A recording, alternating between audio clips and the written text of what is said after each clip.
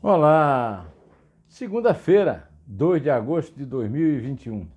Muitíssimo obrigado a você que permaneceu fiel no fim de semana, que viu a entrevista do professor José Augusto Guilhom de Albuquerque, que viu Dois Dedos de Prosa do comentarista esportivo Fábio Salgueiro, que me acompanha e que está aqui firme, me esperando nesta segunda-feira com o recomeço do ano, do trabalho do ano na nossa elite. Né? Nossa elite parou de trabalhar, passou ali o recesso, a CPI, a Comissão Parlamentar de Inquérito da Covid, pôde continuar trabalhando a documentação, mas não pôde mais tomar depoimentos, e agora está voltando nesta semana. Né?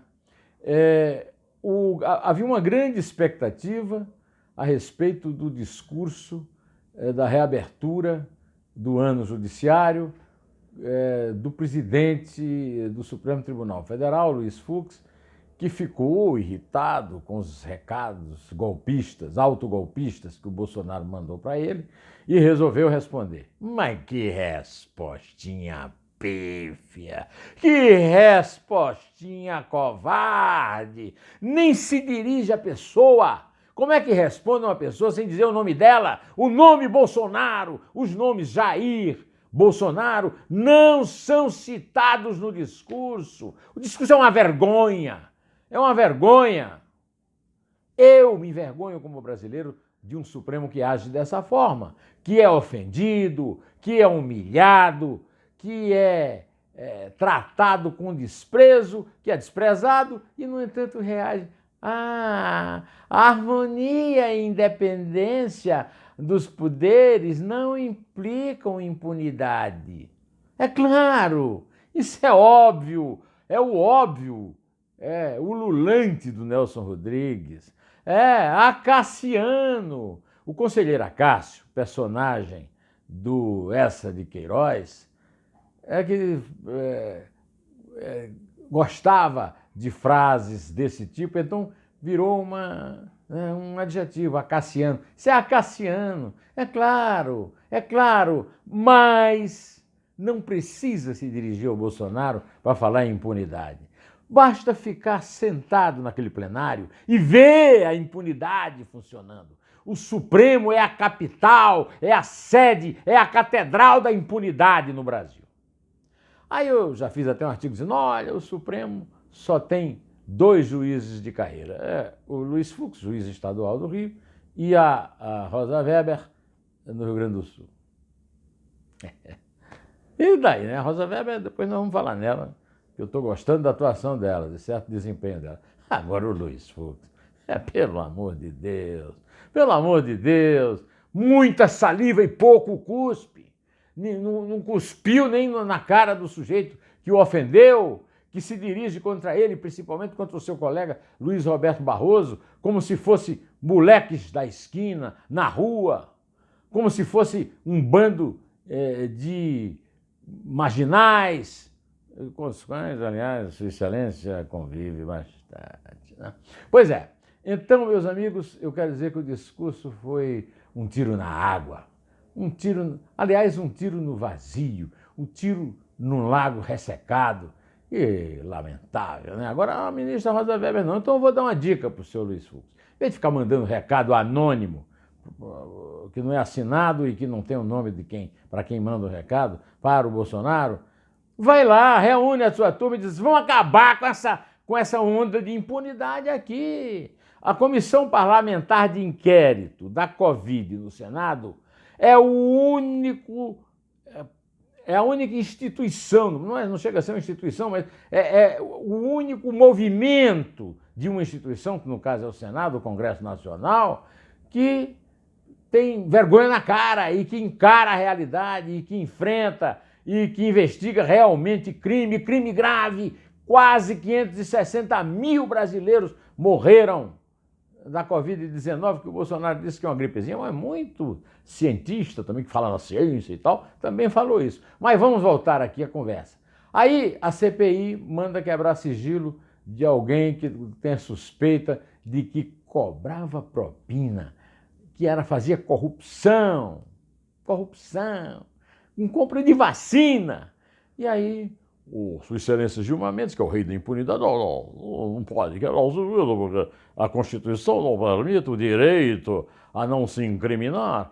A única pessoa que reagiu corretamente, de acordo com essa frase que o senhor Fux disse, que é uma frase correta, embora cassiana, foi a Rosa Weber. Aliás, a Rosa Weber e o Luiz são os dois únicos juízes, né? Então sabem o que dizem, né? De qualquer maneira, o Luiz não faz, e a Rosa fez. Ela permanece, ela manteve a quebra de sigilo dos 3 membros do chamado Gabinete do Ódio no Palácio do Planalto. O território do Carlos Bolsonaro. Carlos Bolsonaro agora ganhou um presente do papai. No Dia dos Pais, o papai é que lhe deu um presente. 100 anos de sigilo sobre suas visitas ao palácio. Por quê? Para quê? Só para dizer que quem manda lá é a família mesmo e que não tem essa história de transparência e que dane-se a democracia? Né? Só por causa disso. Né? Porque a verdade é essa. Agora, o Estadão disse que o Bolsonaro é um dos presidentes recentes o que mais gastou com o Congresso e o que menos aprova emendas. Mas essa estatística é um pouco enganosa, porque tem muitas dessas emendas que o Bolsonaro, na verdade, não queria ver aprovadas, e aí o Congresso não aprova. O caso grotesco, por exemplo, do fundo eleitoral, que eu chamo de furto eleitoral e partidário, né? Que foi uma ideia dos seus líderes, ou seja, dele, e que depois ele diz, não, tá ok, eu não vou deixar isso, tá ok, passar de 2 para 6, não, só para 4, porque se a lei, se eu for vetar mais, eu vou ser incluído aí no crime da responsabilidade, que leva ao impeachment. Olha, o Miguel Reale Júnior, que é um dos autores, com a Janaína Pascoal, do impeachment de Dilma, já disse que ele comete crimes comissivos, ou seja, crimes pelo que ele deixa de fazer. Deixa, por exemplo, de governar. O Bolsonaro foi eleito para governar, mas ele não governa, não trabalha. Ele simplesmente agita, provoca e trabalha na direção do golpe. O professor José Augusto Guilhom de Albuquerque me deu uma entrevista na série Neumann Entrevista, aqui no YouTube, e lá no meu blog do Neumann no Estadão, dizendo isso. Não governa porque não sabe, porque não quer. É isso mesmo. Desde o sábado a entrevista está no ar. Veja, é um show de lucidez, de serenidade. Vai lá.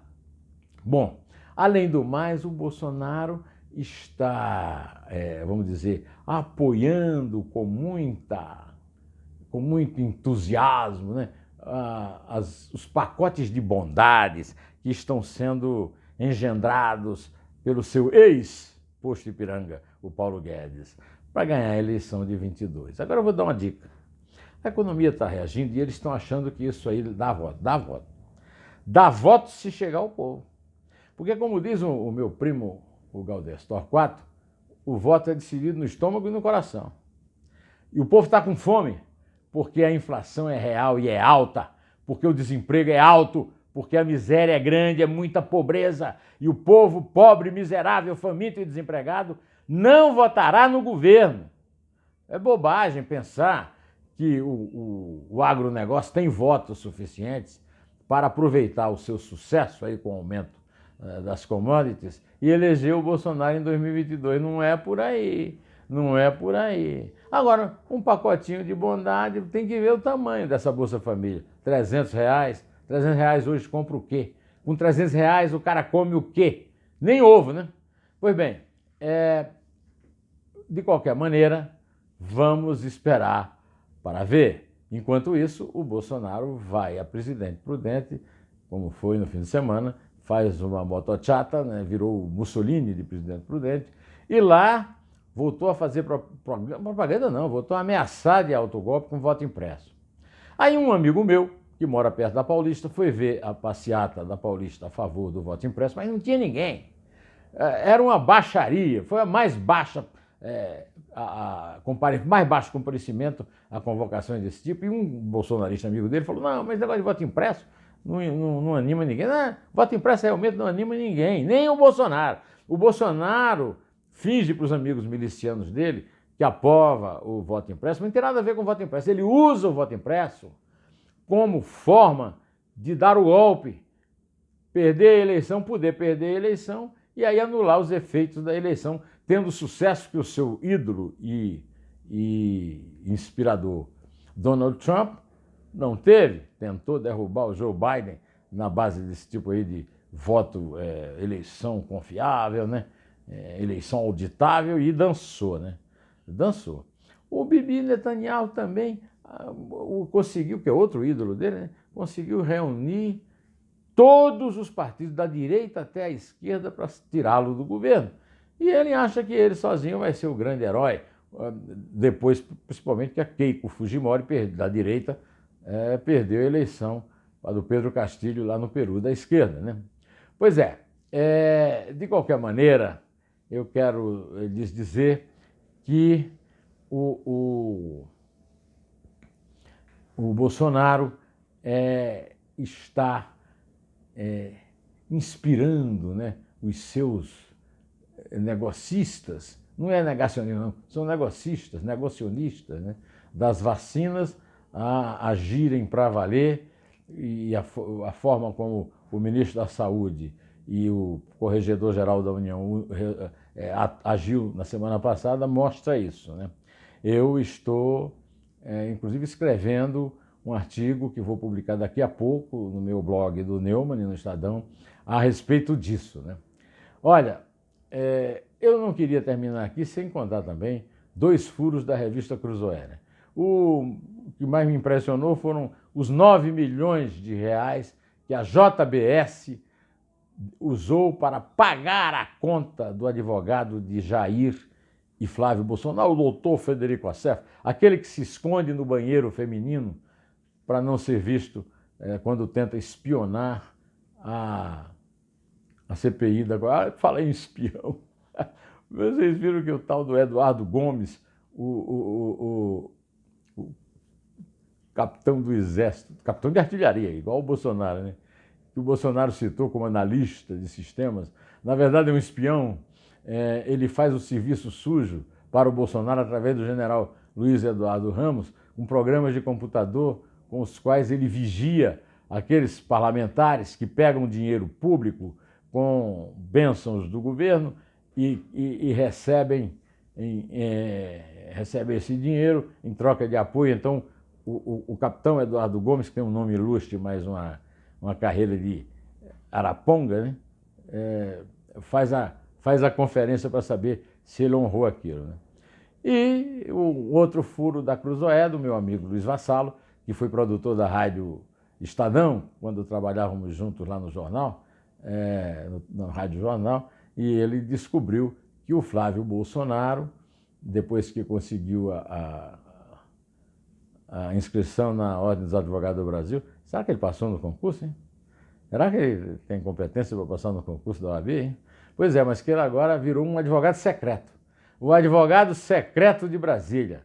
Todo mundo quer se enturmar com ele, todos os grandes advogados de Brasília querem se enturmar com ele para ter acesso aos altos ministros do Supremo, principalmente na hora em que esses ministros têm que ser substituídos por alguém indicado pelo pai. Ele perdeu na indicação do André Mendonça, que ele queria que fosse o Henrique Martins, porque ele é amigão do Eduardo Martins. Está tudo na reportagem do Luiz Vassalo, você devia ler.